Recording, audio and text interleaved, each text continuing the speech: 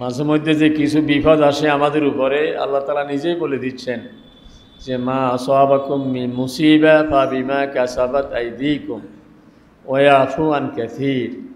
তোমাদের যে বিপদ আসে এটা তোমাদের কর্মদোষে আসে। ওয়া ইয়াফু আন কাসীর, বহু অপরাধ তো আল্লাহ তাআলা মাফ করে দেন, কিন্তু যখন মাত্রা বেড়ে যায়, সীমা লঙ্ঘন করে, তো আল্লাহ তাআলা কিছু শাস্তি দেন যাতে বান্দা আল্লাহর দিকে ফিরে আসে। এই জন্য বিপদ মুমিনের জন্য এটাও আল্লাহর রহমত, কারণ সে বিপদ দেখলে আল্লাহর দিকে দৌড়ে আসে, ঝুঁকে পড়ে, সে আরও বেশি কান্নাকাটি শুরু করে। আর যার ঈমান নেই তার জন্য আযাব, কারণ সে বিপদ দেখেও চিন্তাও করে না যেটা আল্লাহর তরফ থেকে ধরা। সে বলে এগুলি প্রাকৃতিক বিষয়, প্রাকৃতিক বিষয়, এগুলি ন্যাচারাল, এগুলি এরকম হয়, অমুক সনে এরকম হয়েছে, এই সনে এরকম হবে, প্রতি এত বছর পরে এরকম হয়। মানে তারা এগুলিকে প্রাকৃতিক ব্যাপার মনে করে, ন্যাচারাল মনে করে। কিন্তু যার ঈমান আছে সে ভাবতেছে যে আমার আল্লাহ তাআলা নারাজ হয়ে গেছে, কারণ আসল সুখ ভোগ করার জায়গা হলো জান্নাত, আর শাস্তির জায়গা হলো জাহান্নাম। মাঝে মধ্যে আল্লাহ তাআলা দুনিয়াতে কিছু নমুনা দেখান যে তোমার গুনার কারণে আখিরাতের শাস্তি কিন্তু বড় মারাত্মক শাস্তি, তুমি এটা দেখি আখিরাতের শাস্তি থেকে বাঁচার জন্য তৈরি হয়ে যাও, তাহলে এটা থেকেও বাঁচবে, আখিরাতের জাহান্নাম থেকেও তুমি বাঁচবে। তো রাসূল সাল্লাল্লাহু আলাইহি ওয়াসাল্লাম বিপদ আপদে উম্মতকে দোয়া শিখিয়ে দিয়েছেন। হাদিসের মধ্যে একটা ঘটনা বলছেন, অতীতে তিনজন লোক রাসূলের আগের উম্মতদের মধ্যে তিনজন লোক মরুভূমিতে, তারা মরুভূমি দিয়ে যাচ্ছিল কোথাও, হঠাৎ করে ঝড় শুরু হয়েছে, বৃষ্টি শুরু হয়েছে, তো ওরা মরুভূমিতে আশ্রয় নেওয়ার মতো কোনো জায়গা খুঁজে পায়নি। তো এক পাহাড়ের গুহায়, পাহাড়ের ভিতরে একটু গর্ত দেখি, তারা ওখানে ঢুকে পড়ছে যে এবার এখানে বৃষ্টি গায়ে লাগবে না, জামা কাপড় ভিজবে না, এই জন্য আশ্রয় নিয়েছে। তো রাসূল সাল্লাল্লাহু আলাইহি ওয়াসাল্লাম বলেন, এরা ঢোকার পরে হঠাৎ করে পাহাড়ের একটা বিশাল খণ্ড, পাথর খণ্ড, ওখান থেকে ছুটে পড়ে তাদের গর্তের মুখ বন্ধ করে দিয়েছে। এখন এই তিনজন লোক চিন্তা করছে যে এটা তো আমরা তিনজন ঠেলে এটাকে নড়াইতে পারবো না, বের হওয়ার কোনো উপায় নেই। আর আমরা যে গর্তে ঢুকছি এটারও কোনো আলামত নাই, কারণ বৃষ্টির কারণে মরুভূমির মধ্যে যে আমাদের পায়ের চিহ্ন ছিল, চিহ্ন মুছে গেছে। যদি পায়ের চিহ্ন থাকতো, কোনো একদিন কেউ হয়তো দেখতো যে তিনজন লোকের দিকে ঢুকছে দেখা যায়, কিন্তু বের হওয়ার তো কোনো চিহ্ন দেখা যায় না। কিন্তু এখন তো আমাদেরকে বের করার জন্য পৃথিবীতে কেউ আসবে না, এখন উপায় কি? বললো যে উপায় একমাত্র দোয়া করা, দোয়া ছাড়া কোনো উপায় নেই। এখন বললো যে দোয়া যে করব, কিছু উসিলা দরকার। কি উসিলা? আমরা তো ভাবতাম যে অমুক পীর সাহেবের উসিলায়, অমুক শেখ সাহেবের উসিলায়, খাজা বাবার উসিলায়। ওরা খুঁজতেছে যে কার কি নেকামল আছে। একজন বলতেছে যে, বললো যে নেকামলের উসিলা দিয়ে দোয়া করবে। একজন হাত তুলবে, দুইজন আমিন আমিন বলবে।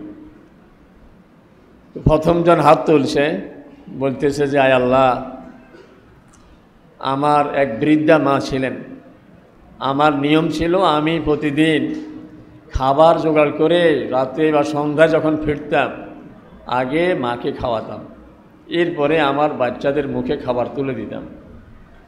একদিন আসতে আমার খুব দেরি হয়ে গেছে, এসে দেখি আমার মা ঘুমিয়ে পড়ছেন, বাচ্চারা কিন্তু তখনও ঘুমায়নি।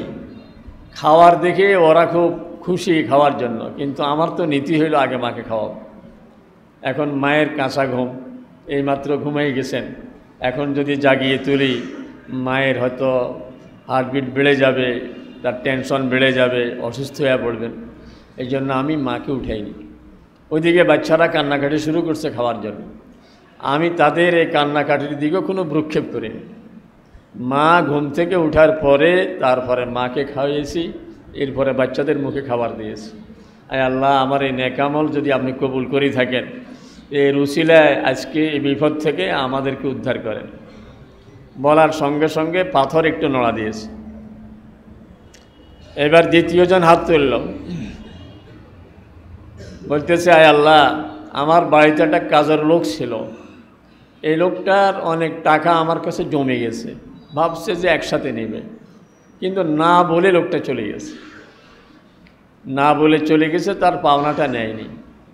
তো আমি তো বিপদে পড়ছি তার টাকা নিয়ে, যে টাকাগুলি কীভাবে পৌঁছাবো। তো আমি তার টাকা দিয়ে এই ছাগল কিনলাম, ছাগল কয়টা হওয়ার পরে বিক্রি করে গরু কিনলাম, এইভাবে তার সম্পদ বাড়াইতে শুরু করলাম। অনেক দিন পরে লোকটা আসছে, আসার পরে বললাম যে মিয়া, তুমি আমাকে ভেজালে ফেলে গেছো, তোমার পাওনা নিয়ে যাওনি, এত বছর ধরে রাখছ, আমি তো খুব কষ্টে ছিলাম। বলে কি কষ্ট? বলে এই সব তোমার, ওই যে ছাগল দেখতেছো বা গরু দেখতেছো এগুলি তোমার। বলে যে আমার টাকা হলে এই পরিমাণ, আপনি এত ছাগল এত গরু দেখেন কেন? বলে না, তোমার টাকা সেই 20 বছর আগের পাওনা টাকা। আপনি একজনের কাছে পাওনা ছিলেন 20,000 টাকা সেই 1999 সালে, এখন থেকে 25 বছর আগে। এখন লোকটা দিচ্ছি আপনাকে সেই 10,000 টাকা, ওই 10,000 টাকার পাওনা 25 বছর আগের। 25 বছর আগের 10,000 আর এখনকার 10,000 কি একরকম নাকি? মান বেশ কম হয়ে যায়। আমি তোমার টাকাটাকে ব্যবসায় খাটিয়েছি, এইগুলি সব তোমার। ভাই আল্লাহ, এই লোকটা আমার এইসব, আমার সামনে থেকে তার পাওনা এসব নিয়ে গেছে, কিছু বলেনি, আমি খুশি হয়ে দিয়ে দিছি।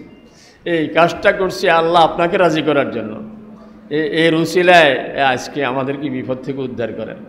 তো পাথর আরেকটু নড়া দিয়েছে, কিন্তু এখনও বের হওয়ার মতো ফাঁক, বের হওয়ার মতো জায়গা হয়নি।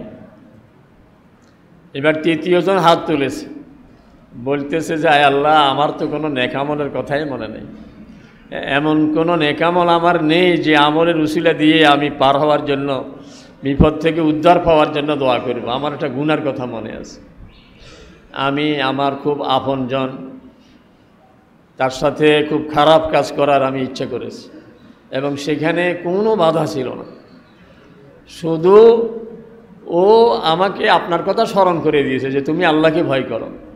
আয় আল্লাহ, সেদিন আমি গুনাহটা করিনি শুধু আপনার ভয়ে, না দুনিয়ার কেউ দেখেনি আমি অন্যায় করতে পারতাম, আমরা দুজনেই গুনাহতে লিপ্ত হতে পারতাম, কিন্তু গুনাহ করিনি শুধু আপনার ভয়ে। আয় আল্লাহ, এই উসিলায় আমাদেরকে আজকে নাজাত দিয়ে দেন। তো পাথর পুরাপুরি সরে গেছে, তিনজন বের হয়ে আসছে। এই জন্য বিপদ, কঠিন বিপদ থেকে বাঁচার সবচেয়ে বড় উপায় হইল আল্লাহ তাআলার কাছে ধর্ণা দেওয়া।